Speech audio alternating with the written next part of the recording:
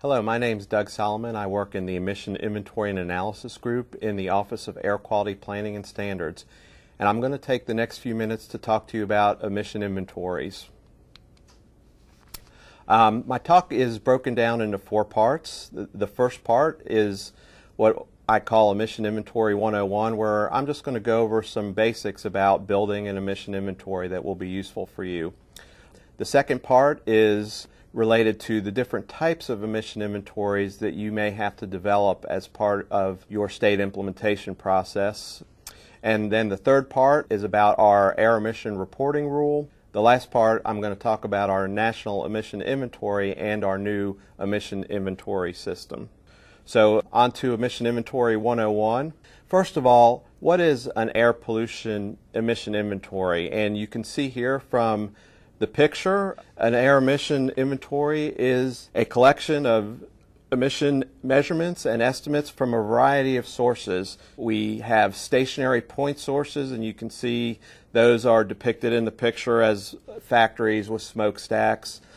We also have non-point sources, which are smaller stationary sources like residential and things like fires, where you would aggregate those normally to a county level. You have your on-road mobile sources, which are cars, trucks, motorcycles. Your non-road mobile sources, which would be things like farm equipment, portable generators and compressors, construction equipment. And finally, you have what we call ALM, which stands for Aircraft, Locomotive, and Marine, and you can see the pictures there of the aircraft. So doing emission estimates for all of those different types of sources make up an air pollutant emission inventory. Normally when we talk about an emission inventory, we start with a base year inventory, which is a retrospective or historical inventory, and it provides a benchmark for comparison to previous and future inventories. It can also provide a common basis for all your other emission inventories. And normally when you do a base year inventory, the year is selected depending on the use of the inventory or the regulatory requirements. You're also going to want to define a geographic area for your emission inventory, and that would be, again, determined by the use of the inventory and the regulatory requirements. Normally it's based on some kind of political boundaries, but it could also be based on a modeling domain or other information. Because most of the inventory development work that you're going to use relative to your state implementation plan is at some point going to find its way into air quality modeling, I want to talk a little bit about a modeling inventory and the differences between a standard base year inventory. First of all, modeling inventories generally are more specific than a base year inventory. And what I mean by that is oftentimes the modeling inventory is going to be broken down into smaller geographic areas, many times not along political boundaries, but along a defined set of grid cells. Also, whereas your base year inventory may be an annual or daily inventory, for the purposes of modeling, those may be broken down into hourly inventories.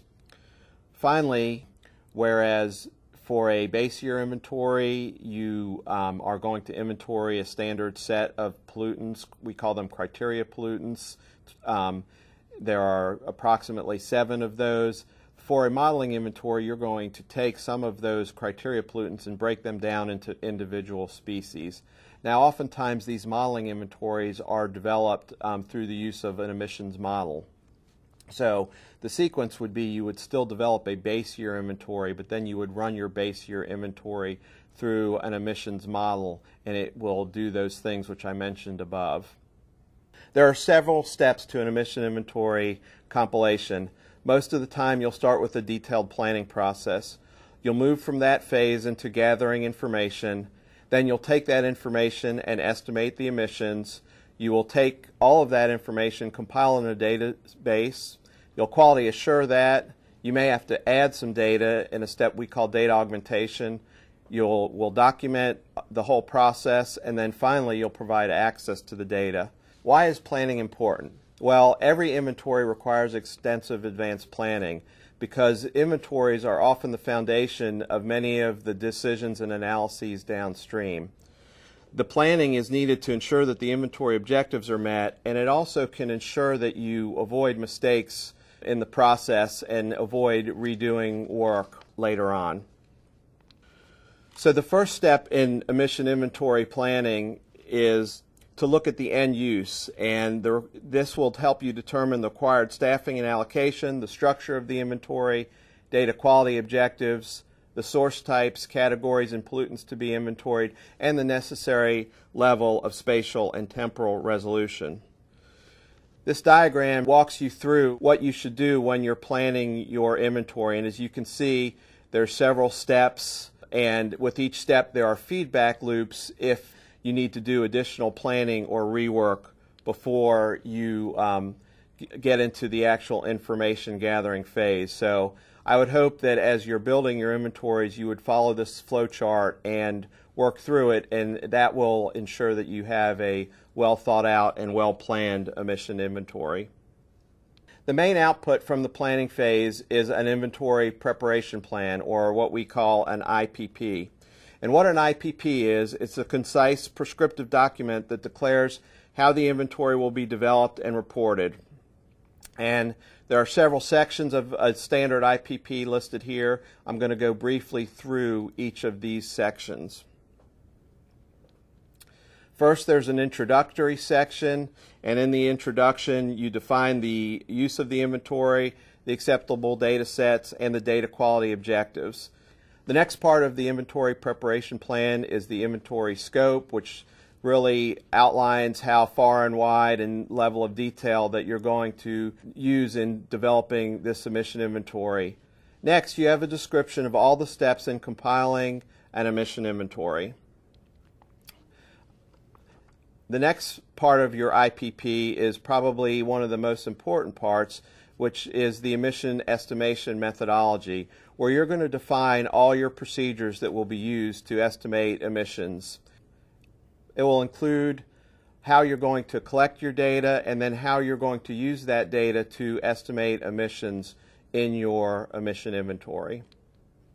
Finally, the last parts of the IPP include a data management and reporting section where you talk about how you're going to store and report data out, your quality assurance plan, which we'll get into in more detail later, what your inventory documentation is going to include, and how you're going to staff and what resources are needed for developing your inventory. So let's talk about gathering information. What data should you use? There's lots of sources of information to figure out how you're going to gather information for your emission inventory. There's inventory guidance out there. There's existing emission inventory data, which are always very helpful. There's preliminary screening studies for certain source categories. There's a compilation of emission factors and models which you can use. There's source characterization documents and also other activity data references. So how do you identify what source categories are going to be most important for your emission inventory? Well, usually it's dictated by the pollutant of interest. For instance, if you are building an emission inventory for a PM non-attainment area, you're going to want to focus on standard categories, but also things like fire and dust and other sources which may only be important for emitting PM. On the other hand, if you're building an inventory for an ozone area, you may still include those types of sources in your inventory, but use less time and resources to develop them. Past inventories and historical knowledge of the inventory area can also be a big help in identifying what kind of source categories to focus on. And then you can also always look across other agencies, either at the national level, other states, other localities, to see what categories were important in their emission inventories. So next, I want to talk about how you should research sources of pollutants. And again, there's lots of existing documentation and tools out there, and I've listed a bunch of them here. You'll want to eliminate sources that are not found in your inventory area. You're going to want to prioritize the list of remaining categories. You're going to also always need to consider time and budget and resources, because you probably have a fixed amount of time and a fixed amount of resources to develop your inventory. So you don't want to spend all your time chasing down one category and then have the rest of the inventory lacking. Sometimes you're going to need to eliminate categories where there's just not enough data to estimate emissions. There's no emission factors. You can't get the activity data. Hopefully those are small categories in your area, but sometimes there's just not enough information to do a good emission estimate. Next, I want to talk about how you look at the specific non-point sources in your geographic area. And I pick out non-point sources here because for your point sources, it's going to be clear what the big stationary sources are, and you're obviously going to want to collect data from them and include those in your area. Similarly, for mobile sources, both on-road and non-road, those are pretty much universal in every area. And so you don't really need to focus on what to include there because the assumption is that they are in your area. But for non-point sources, they do vary by geographic area, and so you want to take some time up front and determine which source categories you want to focus on. Again, the pollutant of interest can really help you determine that. You know, the PM ozone example I used before should help guide which categories are important. And then you want to, again, look at other sources of data, past inventories, to determine, you know, whether those categories are in your area. Next, I want to talk about where you can find emission factor and model information. Probably your biggest source of that is going to be other government agencies. We have a rich data set here at the Office of Air Quality Planning and Standards. At the end of this presentation, I'll give you the website where you can find all of our information about factors and models. Specific industries may have models and factors that they've worked on, and so if you've got a large industry in your area, you could check with them. There's also source tests and compliance data, which may be available in your area from your state permitting folks. And then finally, there's professional societies like AWMA, which may be able to provide emission factor and model information. Where do I find source characterization information? Well, again, there's plenty of guidance out there from EPA and other agencies. There are a big compilation of source characterization known as AP 42, which is on our website. And then again, you can rely on existing inventory documentation from prior periods for your area or other areas. Next, I want to just touch a little bit about two different philosophical approaches to developing emission inventories. And these are not all or nothing. For certain categories, you may take one approach, and for others, you may do another. And the two approaches are a top-down approach and a bottom-up approach. So the top-down approach is where you've got data at a highly aggregated level. Could be national data, state level data, or some data set which doesn't individually characterize the sources, and you would use that to estimate emissions and then perhaps allocate it down to a smaller area based on what you do at a national or state level. A top-down approach is typically used when local data are not available, the cost to gather the data is just too high, or the end use of the data does not justify doing a more detailed bottom-up approach. Of course, the advantage of doing a top-down approach is it can be done quickly with less resources. The disadvantage is the emissions generally have a high level of uncertainty and they're just plain not as accurate. The second approach is the bottom-up approach, and this is where you are going to use source-specific data for point sources or for non-point mobile data that's very specific to your area to develop these, and therefore we call it a bottom-up. The emission estimates for the individual sources are summed to obtain a domain-level inventory. This is typically used when the data are available and the end use justifies it. For the various types of SIP inventories, you're going to want to do as much bottom-up data development as possible. Of course, the advantages are it's a more accurate emission estimates, and the disadvantage is it's going to take more time and resource to develop. So now I want to move from sort of two different philosophical approaches to different emission estimation techniques. And you can see here on the chart that there are several different techniques that are used to develop emission estimation. And At the sort of top right-hand corner where you're talking about measurements, those are going to be your most accurate, but they're also going to take the most resources to develop. On the bottom left of the chart, you have your methods which take less resources but are also going to be less accurate. Again, you're going to probably mix and match these techniques in your inventory based on what the important source categories are. So how do you choose among the various emission estimation methods? Well, your choice is going to depend on your pollutant and source category priorities as defined in your IPP, the intended use of the inventory, what resources you have at your disposal, the availability of data. And in the end, your source of methods is going to be a compromise between the accuracy and the cost, and it'll vary among the different pollutants and source categories that are part of your inventory. Next, I want to talk about a really important part of your inventory compilation, and that's quality assurance and quality control. This is not optional in emission inventory development. It really is an integral part of the process. It instills confidence in the emission estimates and their uses. It improves the accuracy. It improves the overall assessment of air quality because, as I mentioned before, most of the time these inventories are going to feed into models which predict the air quality values in an area in a base or future year. It's going to provide a better assessment of those inputs to the models.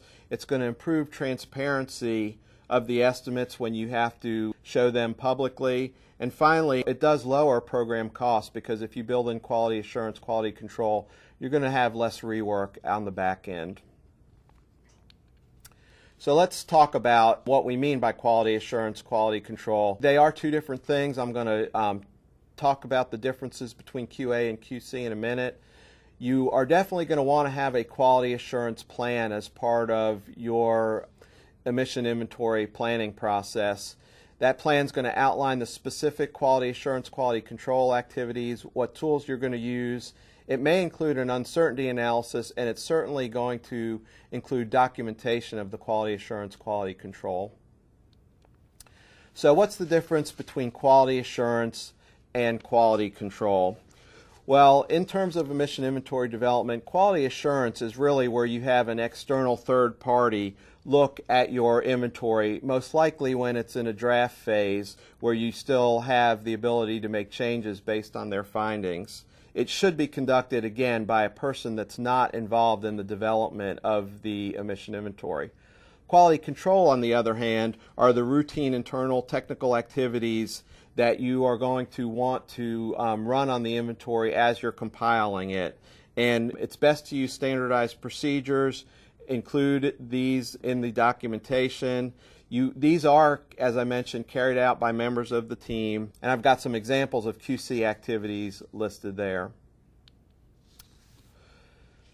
So the documentation part of your QA/QC is what we call a quality assurance plan. And the quality assurance plan includes a detailed description of the specific quality assurance and quality control procedures and the responsibilities. Every inventory preparation plan should have a quality assurance plan. The initial QA/QC planning should identify a quality assurance coordinator, restate the data quality objectives, determine the resources needed to implement the QA plan, determine authority and responsibility for the QA/QC plan implementation. Accurate and complete quality assurance plans for inventories are really necessary to ensure that the final compilation of data accurately reflects the inventory effort, supports the QA/QC assessment of the inventory, determines the quality of the emission estimates and their references, allows folks to reproduce the estimates if necessary, and ensures the inventory will be a starting point for future inventories. Next, I want to talk about the components of a comprehensive quality assurance plan. The first part is a policy statement which declares the organization's commitment to quality assurance and quality control on the inventory. Then you'll have an introductory section which will talk about the use of the inventory and the intended purposes.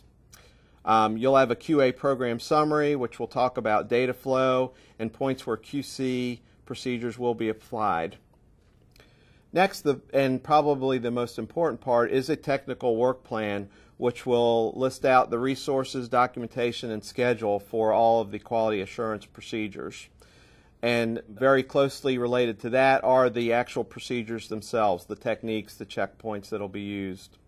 Next, you'll want a inventory preparation and QA/QC activities section, which gets into the details of the roles and responsibilities for implementing the plan.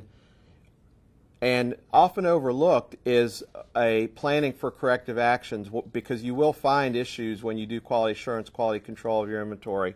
And finally, any references that you're going to use as part of your quality assurance plan. So what are some of the methods used to quality assure and quality control an emission inventory? Well, first and foremost, you should use reality checks. If you find that you've got emission estimates or even measurements and they just don't pass the LAF test, they just look too big or too small for the type of source category and pollutant, that should raise a red flag, and you should go back and check those and take corrective actions if necessary.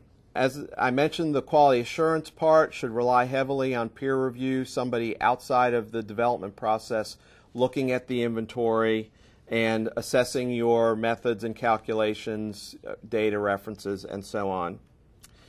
You're going to want to do some sample calculations, randomly pick points in the inventory, redo the calculations to check that calculations for estimates were done correctly and that you can reproduce the numbers. You're going to want to rely on computerized checks as a main part of your quality control. Computerized checks are a way to get high volume, low cost checks on your emission inventory. You want to build these into the functions of your database models and spreadsheets, and so that as you're going along, these automated checks are being run. These can check for format errors, range checks, and provide lookup tables to define permissible entries. You can do a sensitivity analysis as part of quality assurance, quality control. In other words, what-if analyses to see if certain components of the inventory or building blocks of the inventory were different values, how that would change the overall emission estimate, and that sometimes can aid you in seeing if your emission inventory is accurate and quality.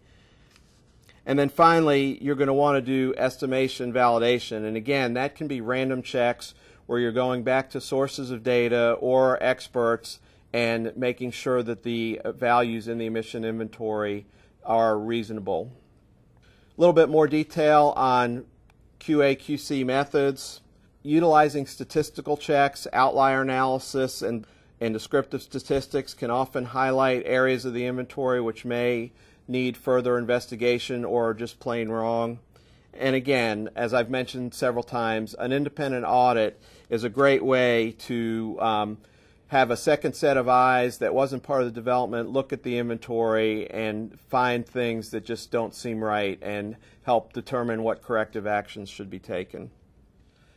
When you're developing your quality control procedures, it's best to have a standardized checklist. This ensures that all parts of the inventory are checked in a standardized fashion and also can be used later on to reproduce or in subsequent inventory efforts. So you can use the checklist to monitor both data collection, calculations, data reasonableness, data completeness, coding and recording, and data tracking. Finally, it's very important to document your quality assurance, quality control, and the documentation should include records of all of the QA/QC activities, especially changes or corrective actions made as a result of quality assurance, quality control. The report should include the procedures used, the technical approach to implement the QA plan, any calculational sheets or QA/QC checklists, dates of each audit and the names of the reviewers, responses to the QA/QC audits, the overall results of the activity, and finally, and most importantly, a discussion of the overall quality of the final emission inventory.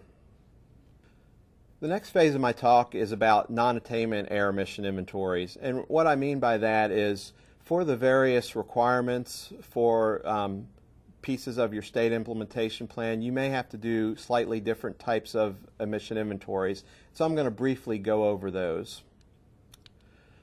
First, I want to just show you the statutory and regulatory requirements for doing an emission inventory as part of your state implementation plan.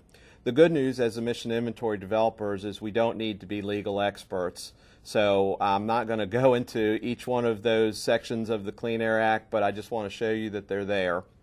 Now let's talk about different types of inventories that you'll need for your SIPs. The first type is a base year inventory. You can see the statutory requirement there. And the use of the base year inventory is it is a starting point for all of your other emission inventory work. It's the starting point for attainment demonstrations, reasonable further progress, and rate of progress calculations. The year covered will be determined by what type of state implementation plan you're doing and when you're doing it. And again, the pollutants covered will also be determined by what type of non-attainment area you are and the specific needs. For your base year inventory, it is for a retrospective look, so you're going to want to have actual tons per year or tons per summer day or tons per winter day, depending on what type of non-attainment area you are. The next type of inventory I want to briefly talk about is the RFP inventory, or reasonable further progress inventory. And this inventory is used to meet the reasonable further progress requirements. You can see the statutory reference there, and the years covered are going to be dependent on your base year and your attainment year. In addition, the pollutants covered and the whether it's annuals or what time frame of the year are going to be dependent on what type of non-attainment area you are. A redesignation inventory is used when you are trying to redesignate into attainment, and that would include your actual emissions for one of the years where you're using your ambient data, as well as projected future years to provide the evidence that your area is reaching attainment. Again, the years covered as well as pollutants will be dependent on your base year and your attainment year, and the pollutants based on what type of non-attainment area you are. A conformity budget inventory is a specialized type of inventory used when there are going to be new projects in a non-attainment area. And there are two types of conformity inventories, transportation and general. And a transportation one takes into account all of the on-road mobile emissions, while a general conformity budget covers the total of all the emissions in the non-attainment area. Again, dates and coverage depend on what type of non-attainment area you are. Finally, I want to talk about RPO, or Regional Planning Organization inventories. These may be a great resource for developing your inventories for your state implementation plan. Regional Planning Organization inventories were developed primarily to support the regional HAZE SIPs. There are several different regional planning organizations which may have emission inventories that you can use. They're listed there. The years and pollutant coverage that they have will vary among those various regional planning organizations, but they're a great resource to look at for the different types of inventories that you may need to develop. I'm going to shift gears now in the talk and talk about some of the programs which we have in the Office of Air Quality Planning and Standards relative to emission inventories. Now, these are separate efforts from what you will need to do for your state implementation plan inventories, but the reason it's important to tell you about them is that they are, again, a great resource for you to use in order to develop your SIP inventories. First, I'm going to start with the regulatory program which drives our National Emission Inventory Program, and that is the Air Emission Reporting Requirements Rule, or AERR. The AERR was developed to try and bring various emission inventory requirements in the Code of Federal Regulations together. It replaces the Consolidated Emissions Reporting Rule, which was the first rule where we tried to bring some of these requirements together, and the AERR continues to organize and simplify the emissions reporting requirements. States are responsible for reporting emissions under the Air Emission Reporting Requirements Rule. If local agencies have the lead for developing emission inventories for certain local areas, the AERR also applies to them. and the AERR may apply to certain tribal areas that have been granted treatment as a state. The AERR will be implemented starting with the 2009 emission inventory cycle. Now 2009 and 10 are what we call Type A source reporting years, which means only the largest stationary point sources need to report. 2011 will be the first year under the AERR where states will be required to supply a comprehensive emission inventory. This is going to allow states and others developing emission inventories 2 years under the new AER to get used to the AERR requirements and get those data into our new emission inventory system, which I'll talk about in a little bit. So what are some of the changes in the AERR? Well, one of the big changes is we've changed the definition of major sources. It used to be based on actual emissions, and so the threshold would move for certain sources from year to year, and we've changed the threshold of who needs to report to the 40 CFR 70 definition, which is based on potential to emit and is consistent with what's used in the permitting program. Another big change in the AERR is that the schedule for reporting has been compressed. States will now have 12 months from the end of an inventory year to report their emissions rather than the 17 months under the Consolidated Emission Reporting Rule. We've eliminated the need to report biogenic emissions under the AERR. We're now allowing reporters to give us model inputs in lieu of emissions. This would apply mostly to mobile source categories. We've also streamlined the data elements that are required to be reported to be consistent with what we actually need in our emission inventory system. We have changed the summer day emission estimate requirement to only apply to VOC and NOx for ozone non-attainment areas. We've also streamlined the winter work weekday emissions of CO to be required only for CO non-attainment areas and areas with maintenance plans. We have changed the requirements for particulate matter. We're now requiring both PM primary, which is the sum of filterable and condensable PM emissions that were required under the CERR, as well as the components, the filterable and condensable components. We are requiring all these to be reported now. This new requirement has been added so that we have a better idea of what actual PM emissions are being reported. Under the AERR, there are two different reporting cycles. As I mentioned before, there's an every year reporting cycle, and that requires annual emissions from Type A or large point sources. If one pollutant qualifies the source as a Type A source, all the pollutants must be reported. In addition, ozone season and summer day emissions of NOx from sources controlled to meet the SIP call are required in the every year cycle. There's also a 3-year cycle, which requires annual emissions of the criteria pollutants from all sources. It requires ozone season and summer day emissions of NOx from all sources. It requires summer day emissions of NOx and VOC for ozone non-attainment areas. It also requires winter work weekday emissions of CO for CO non-attainment areas and attainment areas with maintenance plans. What pollutants need to be reported under the AERR? Well, they're all listed there. It's VOCs, or volatile organic compounds, primary PM2.5, primary PM10, nitrogen oxides or NOx, carbon monoxide, lead and lead compounds, sulfur dioxide, and ammonia. Finally, I want to mention hazardous air pollutants and greenhouse gases. Neither of these sets of pollutants are required to be reported under the AERR.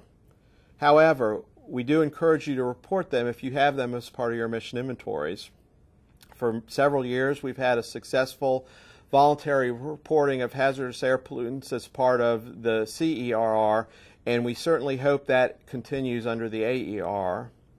In addition, we are now set up to receive submissions of greenhouse gases. Again, these are not required, but if you would like us to have a comprehensive multi-pollutant emission inventory for your area, we encourage you to submit greenhouse gases.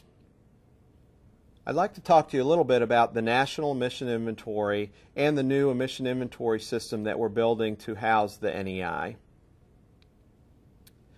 First, let's talk about what the NEI is. The NEI is EPA's comprehensive inventory of criteria pollutants and hazardous air pollutants. It's published annually by EPA's Office of Air Quality Planning and Standards, and it is developed in partnership with state, local, and tribal air agencies. The NEI has many uses. One of the most important uses is as input to regional and local scale air quality and human exposure modeling. It's also used for control strategy analysis, regulatory impact analyses, risk assessment studies, emission trends and program accountability, public reporting, and international reporting. The geographic coverage of the NEI is the entire U.S. For large stationary sources, we have what we call process level emission estimates, which means within a facility we have separate estimates for each process generating emissions. For other sources, small stationary sources and mobile sources, we have county level emission estimates. The pollutants covered in the NEI are ozone precursors, VOC, NOx, and CO, direct PM emissions, PM10 and PM25, additional PM precursors, SO2 and ammonia, lead, and air toxics. The data in the NEI comes from a variety of sources. State, local, and tribal air agencies are one of the most important sources, as under the AERR they are required to submit emissions data to us annually and on a 3-year cycle. We also take data from other EPA data systems, including the Emissions Trading Program for large combustion sources, the Toxics Release Inventory for hazardous air pollutants. There are also other EPA data sources, including MACT compliance data and data from information collection requests. Finally, we do develop some data within the Emission Inventory and Analysis group. Much of this data is mobile source data, but we also augment data for other source categories. Finally, both directly and indirectly, we do get some data from industry. For the last several years, we've been reinventing the National Emission Inventory Program. Why are we doing this? Well, we've received several critiques from both external organizations as well as internal OAQPS management that we need to have a better emission inventory to meet increasing demands. Also, the current process that we're running is quite cumbersome, and it caused many quality issues and a lack of transparency. Some of the new challenges that led us to reinvent the NEI program are: we really do need a fully integrated and multi-pollutant inventory to meet air quality needs of the future. We need to better characterize some of the smaller source categories. New program requirements will require better resolution both spatially and temporally to support a sector approach for managing air quality, as well as to support voluntary and innovative programs. Finally, both at the federal, state, local, tribal, and industry level, we're experiencing shrinking resources, so we need to do a better job of efficiently putting together the NEI. So what are the goals of the NEI reinvention? Well, first and foremost, our goal is to get better quality emission measurements and estimates into the National Emission Inventory. In addition, we'd like more stakeholder collaboration. One of the problems with the prior NEI was that we would change data as it came in from states, locals, and tribes, and we've developed methods to allow us to avoid doing that in the future. We're hoping to have our product, the NEI, have a wider acceptance in the air quality community so it can be used by various stakeholders. Finally, the third goal is to have better tools. The centerpiece of this is the emission inventory system, which we're building, which will allow us to develop the inventory faster and provide better access and more transparency. Let me talk a little bit about the description of the project to build the emission inventory system. It's not just building a new data system. We're really redefining the process for submitting, developing, quality assurance, storing, and distributing the emission inventory data. And then to support this, we are building a new data system and applications that will support this new process that conforms to all of the agency's strategic plans for air quality and information management. Some of the benefits of the emission inventory system when it's fully completed: it will allow for development of a more accurate and comprehensive NEI. It will reduce the time it takes to develop the NEI from 3 years or more at the beginning of the reinvention process to 18 months at the completion of the program. It'll make the NEI development process more transparent. We'll be able to build lots of automated and robust quality assurance into the NEI process. We'll be able to provide our state, local, tribal data partners better access to the data during the development. And we will have a much improved public website which will allow public and industry access to the historic and current emission inventory data. Let me just review where we are on the project and some of the milestones that we've just met and some that are upcoming. The project is on schedule and on budget, which is a wonderful thing for a multi-year, very high resource budget. Some of the major milestones that we met along the way was launch of the EIS Gateway, which is our website for our data submitting stakeholders. We launched that in October of 2008. In July of 2009, we opened the EIS data flow, which allows our data submitters to submit data through the Environmental Exchange Network to EIS. Some of the upcoming major milestones are: by the end of this calendar year, December 2009, we'll be completing the analysis and EI processing functions, which will include lots of reports to analyze the data. And by the end of 2010, we will be launching our public access website and completing the 2008 NEI, which will be the first NEI where we've used the new process and new emission inventory system. One of the things we're most proud of in development of the new process and the emission inventory system is that we've had lots of stakeholder collaboration. We are really working hard to build a tool and an emission inventory system that's useful for the broader air quality community. We've had lots of collaboration with states, locals, tribes, regional planning organizations, other EPA offices, the Environmental Information Exchange Network, and the Climate Registry. We believe our collaboration efforts are really paying off, as evidenced from this comment from NACA on the greenhouse gas mandatory reporting rule. This comment really shows us that they are happy with the collaboration and with what we're building in terms of the new process to build the NEI and the emission inventory system. Looking forward to some future plans for EIS, we will be incorporating greenhouse gas data collected from the mandatory reporting rule. This will allow us to provide a one-stop multi-pollutant emission inventory containing criteria, air toxics, and greenhouse gases. We also will be developing more robust emissions data for emerging pollutants, including black carbon and methane.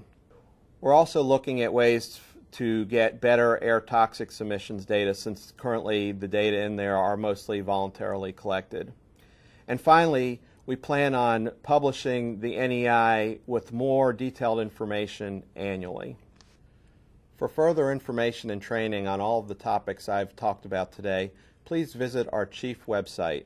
The CHIEF website has lots of information about emission inventories and emission inventory development, as well as links to various other EPA and non-EPA websites.